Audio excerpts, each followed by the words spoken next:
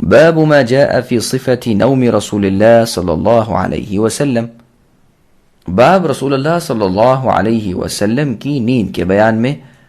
برا بن عازب رضی اللہ عنہ سے روایت ہے کہ رسول اللہ صلی اللہ علیہ وسلم جب سونے کے لیے لیٹے تو اپنی دائیں ہتھیلی اپنے دائیں رخسار کے نیچے رکھتے اور کہتے، رب قنی عذابک یوم تبعث عبادک، اے میرے رب جس دن آپ اپنے تمام بندوں کو دوبارہ ان کی قبروں سے زندہ کر کے اٹھائیں گے، آپ اس دن مجھے اپنے عذاب سے بچانا۔ اور دوسری روایت میں رسول اللہ صلی اللہ علیہ وسلم کے الفاظ یوں ہیں، یوم تجمع عبادک، کہ جس دن آپ اپنے بندوں کو جمع کریں گے۔ یہ حدیث صحیح ہے، دیکھیے سنن نسائی الکبریٰ حدیث رقم 10591 اور سنن ترمذی حدیث رقم 3358۔ سامعین، اب اس حدیث سے ثابت ہونے والے چند مسائل سماعت کریں۔ پہلا مسئلہ، سوتے وقت دائیں کروٹ لیٹنا مسنون ہے۔ دوسرا مسئلہ، اللہ تعالیٰ کے سامنے ہر وقت عاجزی اختیار کرنی چاہیے۔ تیسرا مسئلہ، دعا کسی بھی وقت کی جا سکتی ہے، اس کے لیے کوئی خاص اور حتمی وقت مقرر نہیں ہے۔ چوتھا مسئلہ، اللہ تعالیٰ سے ہمیشہ قبر و حشر کے عذاب سے عافیت مانگنی چاہیے۔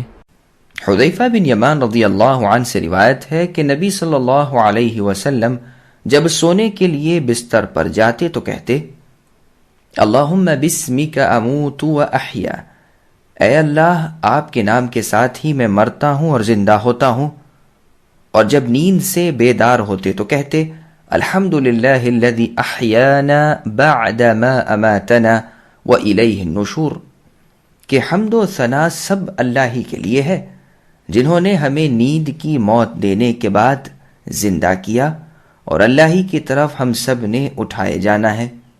یہ حدیث صحیح ہے، دیکھیے صحیح بخاری حدیث رقم 6312۔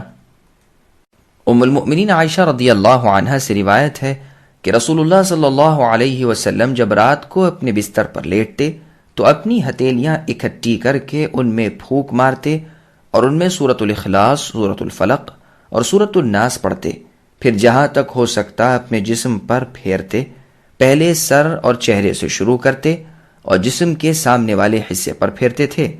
آپ ایسا 3 بار کرتے تھے۔ یہ حدیث صحیح ہے، دیکھیے سنن ترمذی حدیث رقم 3402 اور صحیح بخاری حدیث رقم 5017۔ سامعین، اب اس حدیث سے ثابت ہونے والے چند مسائل سماعت کریں۔ پہلا مسئلہ، نیند ہو یا بیداری ہر وقت اللہ کے ذکر میں مصروف رہنا چاہیے۔ دوسرا مسئلہ، دین اسلام ہر لحاظ سے مکمل دین ہے۔ تیسرا مسئلہ، حافظ ابن حجر عسقلانی نے کہا، یہ صورتیں تلاوت فرماتے اور تلاوت کے دوران میں دونوں اکٹھی ہتھیلیوں پر پھونک مارتے تھے۔ چوتھا مسئلہ، سونے سے پہلے شریر مخلوق کے شر سے اللہ تعالیٰ کی پناہ طلب کرنا مسنون ہے۔ ابن عباس رضی اللہ عنہما سے روایت ہے کہ رسول اللہ صلی اللہ علیہ وسلم سو گئے حتیٰ کہ آپ خراٹے لینے لگے، اور آپ جب سوتے تو خراٹے لیتے تھے۔ پھر رسول اللہ کے پاس بلال رضی اللہ عنہ آئے تو نماز پڑھانے کی اطلاع دی، پھر آپ کھڑے ہو گئے اور نماز پڑھائی اور دوبارہ وضو نہیں کیا۔ یہ حدیث صحیح ہے، دیکھیے سنن ترمذی حدیث رقم 3419 اور صحیح بخاری حدیث رقم 6316۔ سامعین، اب اس حدیث سے ثابت ہونے والے چند مسائل سماعت کریں۔ پہلا مسئلہ، صحیح احادیث سے ثابت ہے کہ نیند سے وضو ٹوٹ جاتا ہے۔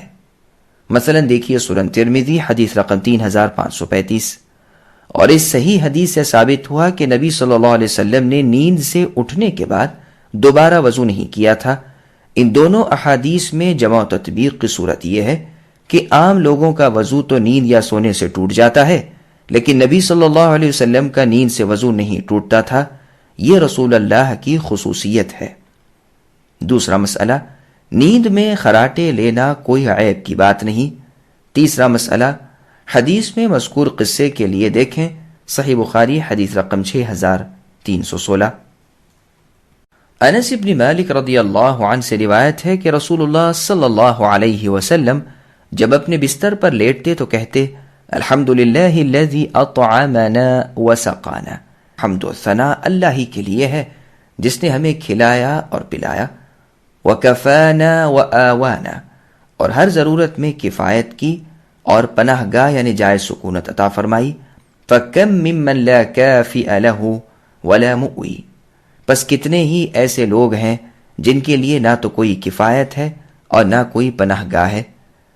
یہ حدیث صحیح ہے. دیکھیے سنن ترمذی حدیث رقم 3396. ابو قتادہ رضی اللہ عنہ سے روایت ہے کہ نبی صلی اللہ علیہ وسلم جب رات کے پچھلے پہر سفر سے پڑاؤ کرتے تو اپنی دائیں پہلو پر لیٹ جاتے، اور جب صبح سے کچھ پہلے پڑاؤ کرتے تو اپنی ذراع یعنی بازو کھڑی کرتے اور اپنا سر مبارک اپنی ہتھیلی پر رکھتے تھے. یہ حدیث صحیح ہے. دیکھیے شرح السنن للبغوی جلد 13 حدیث رقم 325 اور صحیح مسلم حدیث رقم 683.